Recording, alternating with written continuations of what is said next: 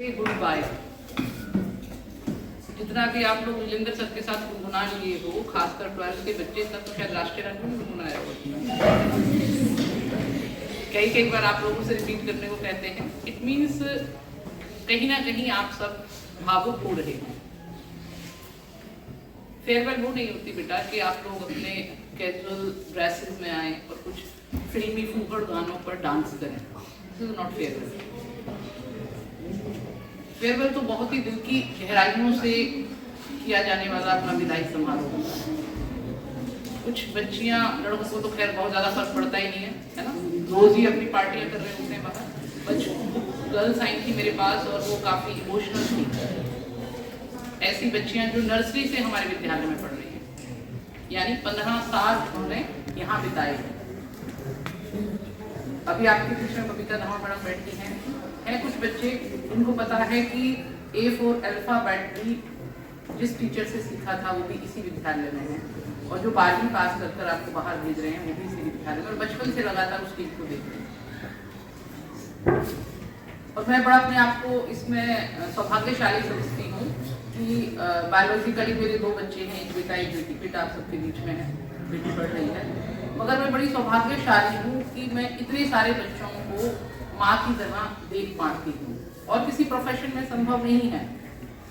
मेरे ख्याल से आप लोगों का ये 8वां या 9वां बैच है जो 12th पास कर बच्चे STVN से निकल रहे हैं, और हर बच्चा मुझे बिल्कुल अपने बच्चे की ही तरह नजर आता है। अगर मैं कभी किसी की पिटाई लगाने के लिए कहती हूँ, पिटाई लगाती हूँ, डांट रहे हैं या बहुत ज्यादा कठोर हो रहे हैं, तो इट मीन्स मुझे उसमें वही बच्चा नजर आता है कि अगर यहाँ पर मेरा बेटा या मेरी बेटी होती तो उसका क्या नुकसान हो सकता है, उसको मैं कैसे ट्रीट करती।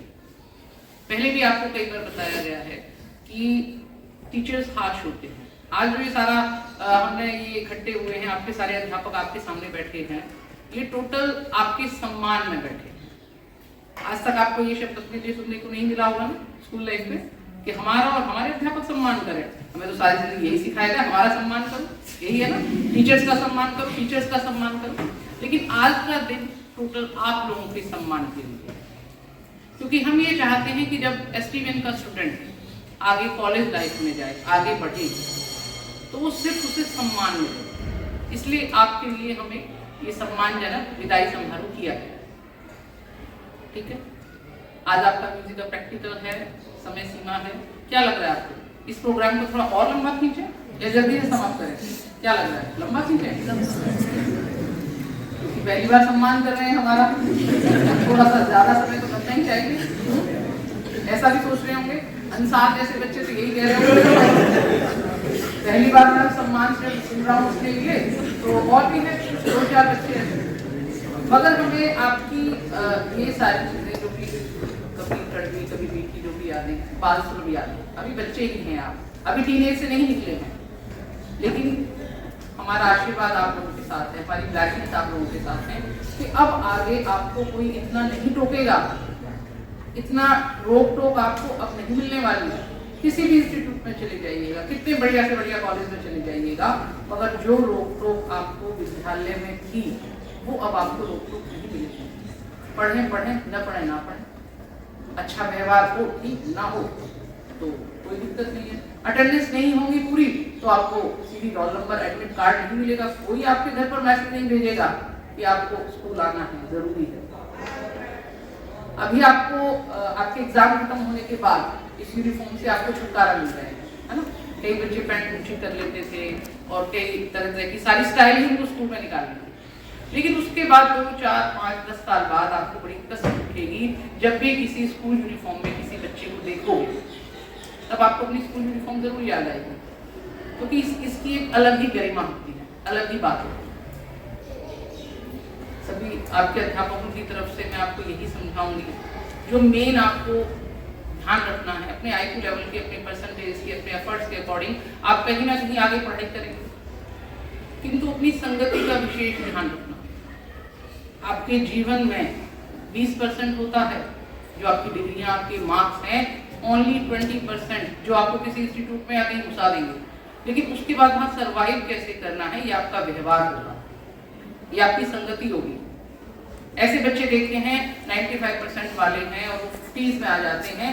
वजह रोक टोक हटती है, बंदिशें हटती हैं और गलत दोस्त बना लेते हैं, चकाचौंध में आ जाते हैं। मोबाइल में जो सोशल मीडिया की चकाचौंध है उसको अभी आप लोग हकीकत समझ रहे हैं, सच्चाई समझ रहे हैं, जबकि उसमें 90% झूठ होता है। चाहे वो इंस्टाग्राम की रील है, चाहे कुछ भी है, फेसबुक है, कुछ भी है। तो मैं आप सबको यही कहना चाहूँगी कि आप प्रैक्टिकली सोचना, हकीकत से सोचना, उस सोशल मीडिया की चमक दमक से दूर रहना, अच्छे दोस्त बनाना। आगे कॉलेज लाइफ में आपका दोस्त, आपकी संगति डिसाइड करेगी कि आपका फ्यूचर क्या होगा। पढ़ते होंगे आप, ऐसे कोर्स काफी पढ़ते हैं, लेकिन ये बहुत बड़ी सच्चाई है कि आपके दोस्त जैसे होंगे आपका फ्यूचर वैसा ही होगा।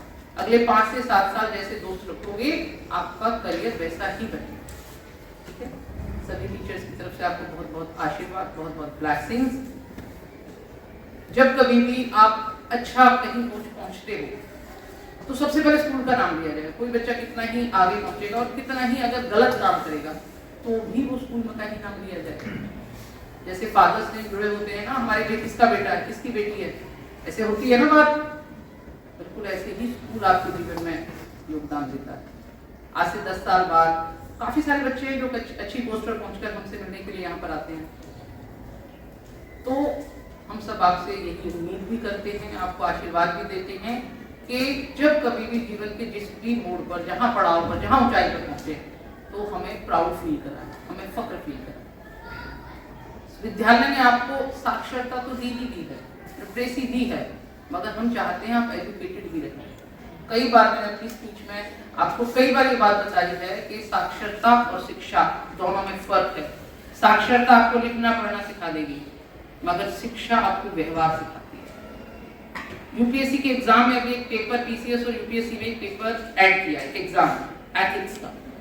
वजह एक आईएएस ऑफिसर ने एरोप्लेन में एक एयर हॉस्टेस के साथ बदतमीजी कर दी। तो बड़ा हैरानी हुई कि आईएएस ऑफिसर, यूपीएससी का एग्जाम क्लियर करने वाला, सिविल सर्विसेज हाईएस्ट एग्जाम जिसने क्लियर किया हो और उसको व्यवहार नहीं आता। इस पर बड़ा विचार हुआ, रिसर्च की, पूरा पैनल बैठा और उसके बाद देखा गया कि अगर इस एग्जाम को क्लियर करना है तो उसको एक एथिक्स का एग्जाम, यानी आपके मॉरल वैल्यूज क्या है उसका एग्जाम भी क्लियर करना पड़ेगा। तो इससे क्या मैटर करता है कि पोस्ट और डेजिग्नेशन मैटर नहीं करते, सबसे ज्यादा मैटर करता है आपका व्यवहार, बड़ों के प्रति आपका व्यवहार, छोटों के प्रति आपका व्यवहार। तो जीवन में कहीं पर भी रहना, इस बात को कभी मत भूलना कि आपका व्यवहार कैसा। ठीक है, हमारे पास तो आपको समझाने के लिए बहुत कुछ है, सारा दिन भी लगा सकते हैं, किंतु फिर भी ईश्वर करे आप सब आगे बढ़ें, उन्नति करें, अपने परिवार का, समाज का और देश का नाम रोशन करें। जय।